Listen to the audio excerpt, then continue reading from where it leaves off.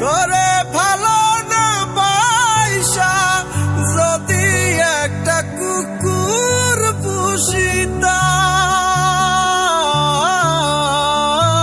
পিছে পিছে ঘুরতো আমার যত আমি করতাম অভিমান। হায় রে যত আমি করতাম অভিমান। হাসি মুখে দুনিয়ায় জিন্দা মানুষ লাশ বানাইতে সোজা, মিথ্যা